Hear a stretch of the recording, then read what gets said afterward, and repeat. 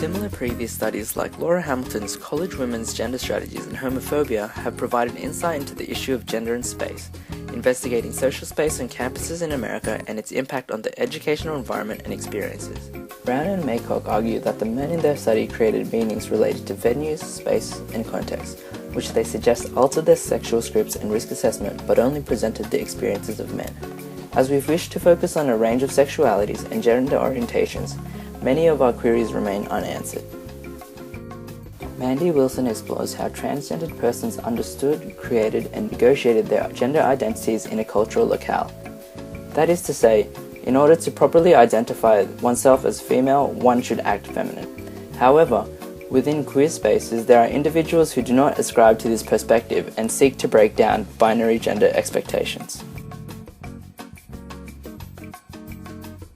Background research has shown a lack of investigation into exclusively lesbian, gay, bisexual, transgender, queer and intersex spaces within Australia, and that prior research does not discuss the impact that having an established queer community on a university campus has on the educational environment and experiences of students.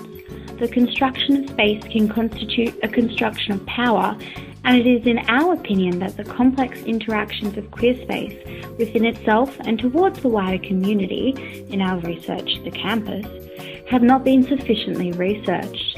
The predominantly modern perspectives taken in past research have offered insights based on binaries that fail to account for the complexities of sexuality and gender when applied to queer spaces.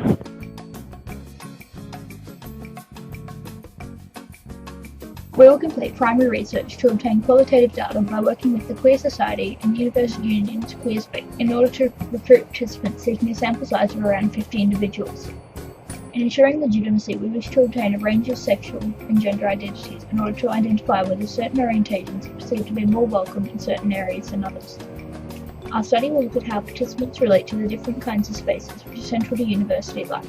This data is best captured using qualitative methods which we can later quantify to determine which areas are most and least inclusive of queer identities. Participants will be asked to draw and narrate a map of the campus, indicating which areas are significant to them. This method will allow for a visual representation of the campuses, illustrated in terms of its gendered identity, which will hopefully draw attention to the common areas of campus in which participants feel included or excluded. Questionnaires would focus on how welcome queer individuals feel in certain areas, what aspects of those areas they felt to be inclusive or exclusive. Focus groups will consist of 5 students with a researcher, prompting individuals to share their experiences, both positive and negative, in the areas on campus listed above. It is acknowledged as a limitation that some queer individuals may be reluctant to speak about their experiences as a group, and for those individuals, one-on-one discussion can be made available. This in itself may be indicative of the experiences of queer individuals on campus, feeling too shy to speak, even in a safe environment. This would be an area for further research that could expand on the study we are proposing to undertake.